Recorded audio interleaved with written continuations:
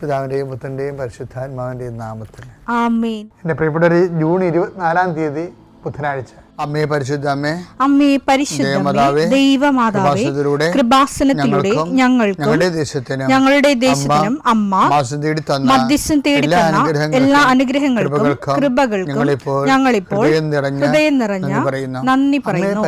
അമ്മേ പരിശുദ്ധമേ, ദൈവമാതാവേ, 2004 ഡിസംബർ 7-ാം തീയതി ഉച്ചകഴിഞ്ഞ് 2:30 കൃപാസനത്തിൽ സംഭവിച്ച അമ്മയുടെ പ്രത്യക്ഷപ്പെടലിനെ കുറിച്ച് തിരുസഭയ്ക്ക് സമർപ്പിച്ചിരിക്കുന്ന പഠനരേഖകളുടെ മേൽ സഭാത്മകമായ പഠനം ആരംഭിക്കുവാൻ ഞങ്ങൾ പ്രാർത്ഥിക്കുന്നു. അമ്മേ പരിശുദ്ധമേ, ഭൂസ്വർലോകങ്ങളുടെ രാജ്ഞിയായ അങ്ങേയ്ക്ക് ഭൗമസംരക്ഷണത്തിനായി പ്രപഞ്ചപ്രകൃതിയെ തന്നെ തിരുസഭ പ്രതിഷ്ഠിക്കുവാൻ ഈ പ്രത്യക്ഷീകരണം വഴി ഇടയാക്കണമേ. പരിശുദ്ധമേ, ജപമാല മാതാവേ, സകല കൃപാസനം പ്രാർത്ഥനയോടും ചേർത്ത് ഞങ്ങളിപ്പോൾ പ്രാർത്ഥിക്കുന്ന ഈ കുടുംബത്തിന്റെ പ്രത്യേക നിയോഗം പറ മക്കളെ.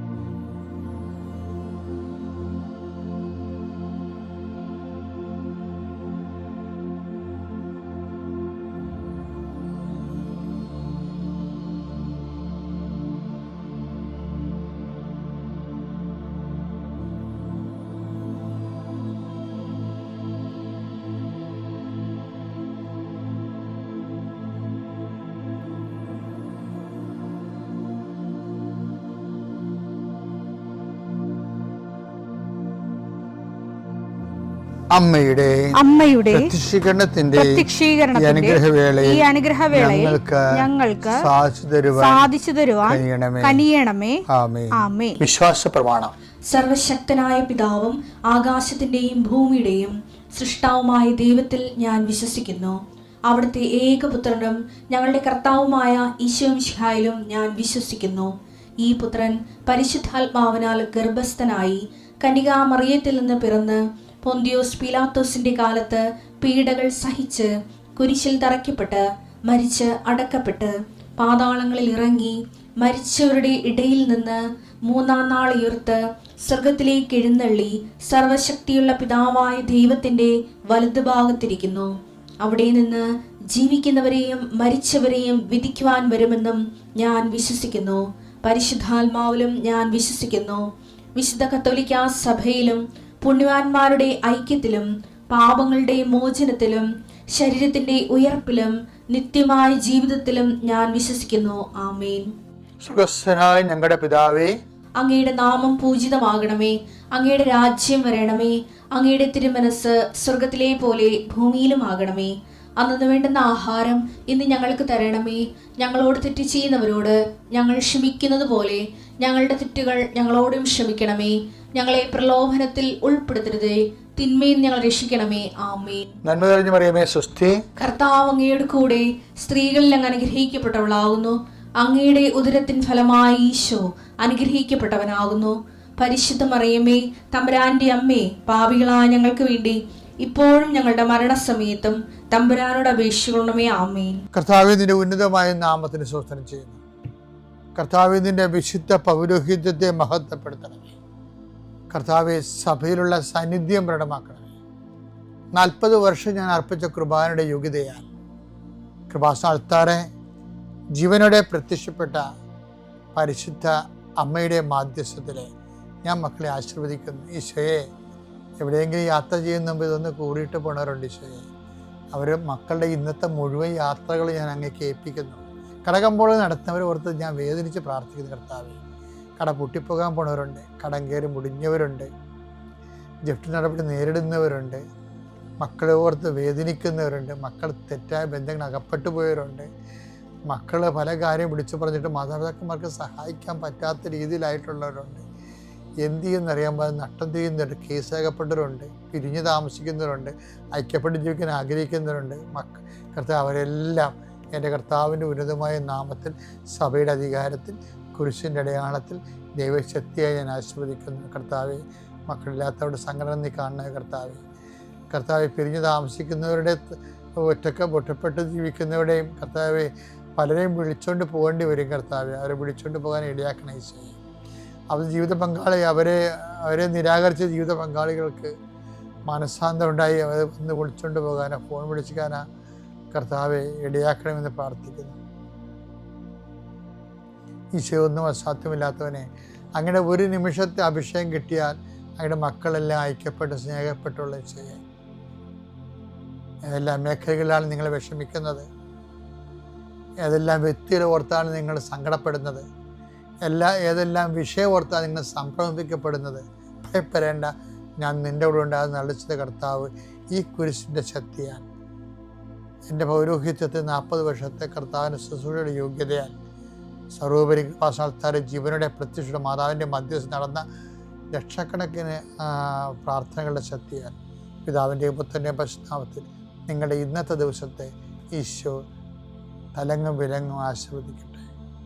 എൻ്റെ പ്രിയപ്പെട്ടവരെ, ഞാൻ നേരത്തെ നിങ്ങളോട് പറഞ്ഞിട്ടുണ്ടോ എന്ന് ഓർക്കണില്ല, എന്നാലും കേൾക്കാത്തവരുണ്ടാവും. ഒരു മരിയൻ ഡിവോഷൻ അല്ലെങ്കിൽ മരിയൻ ഡിവോട്ടി, മാതാവിൻ്റെ വത്സല ഭക്തൻ അല്ലെങ്കിൽ ഭക്ത, ഹെവി ഡ്യൂട്ടി ആയിട്ടുള്ള കാര്യങ്ങൾ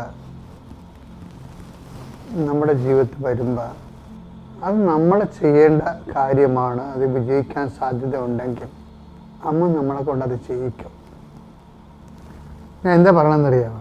ഇനി അമ്പലപ്പുഴ പള്ളിയിൽ പണ്ട് വികാരിയായിരുന്ന കാര്യം ഇടയ്ക്ക് നിങ്ങളോട് പറയാറുണ്ട്.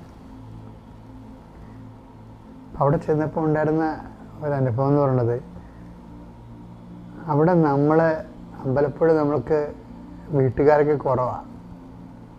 അപ്പം അതുകൊണ്ട് പാവത്തുങ്ങൾക്കെല്ലാം വീട് വെച്ച് കൊടുക്കുന്നൊരു പ്രോജക്റ്റ് ഈ പീറ്റർ പിതാവിൻ്റെ കാലത്ത് ചെയ്തതാണ്.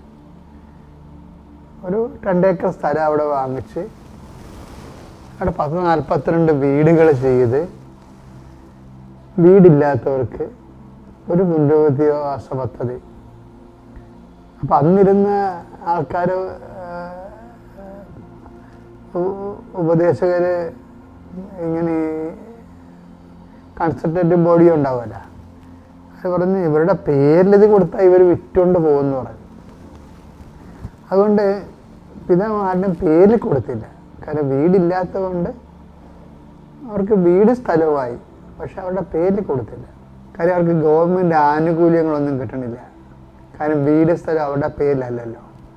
അപ്പോൾ അവിടെ സെപ്റ്റി ടാങ്ക് പോലും നന്നാക്കാനുള്ള വല്ല പ്രോജക്റ്റൊക്കെ വന്നാലും പഞ്ചായത്തിൽ നിന്ന് തള്ളിപ്പോവും.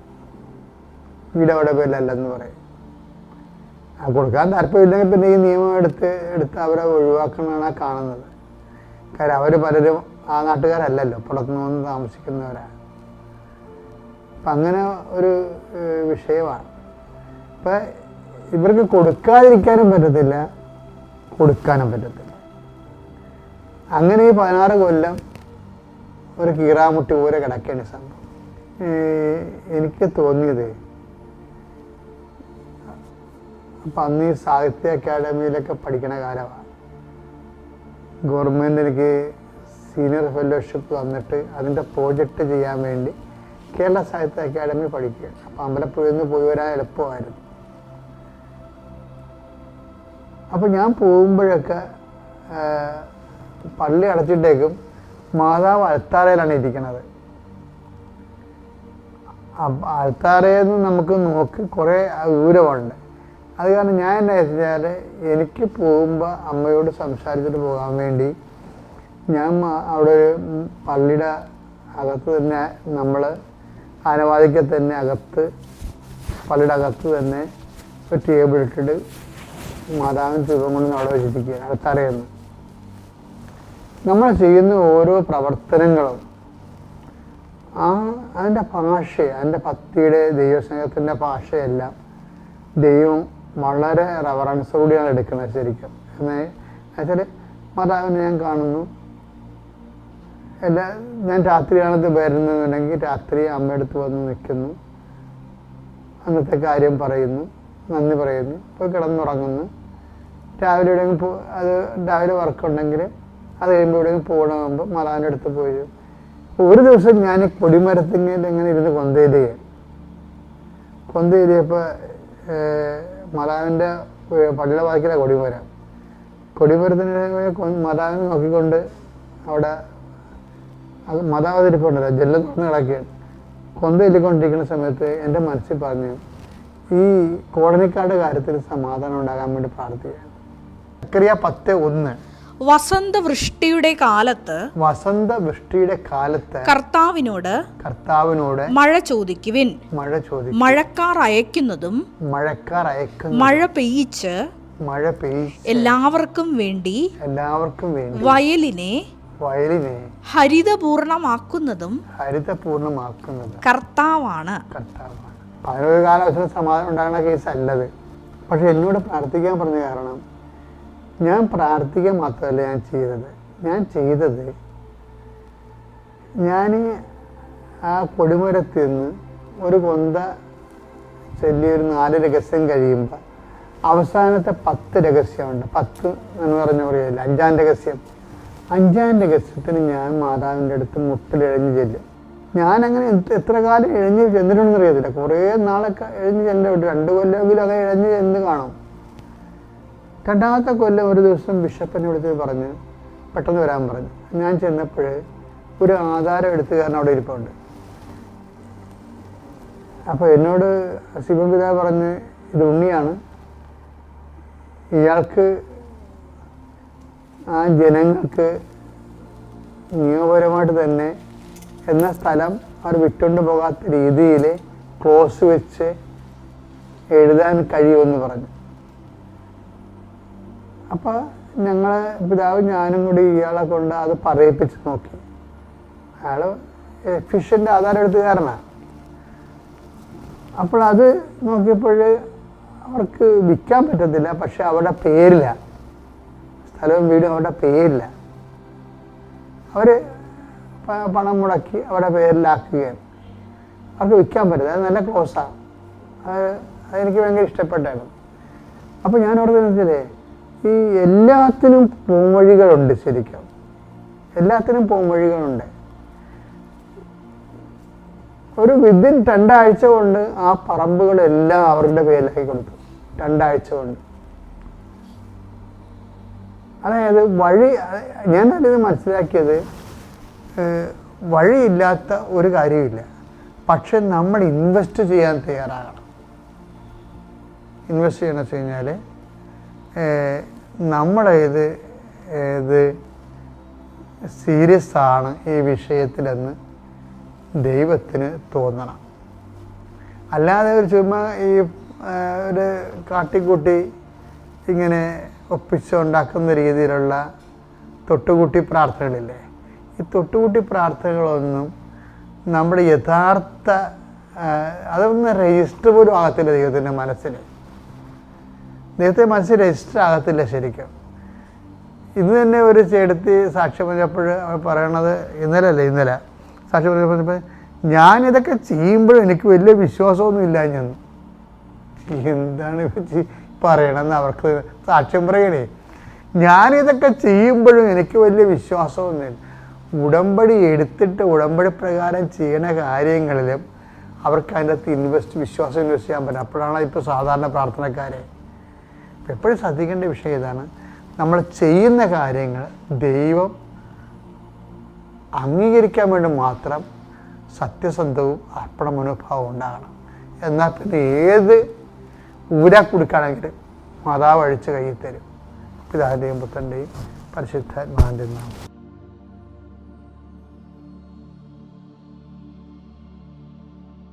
അത്യപൂർവ ദൈവാനുഭവങ്ങൾ ഇനി നിങ്ങൾക്കും സ്വന്തം.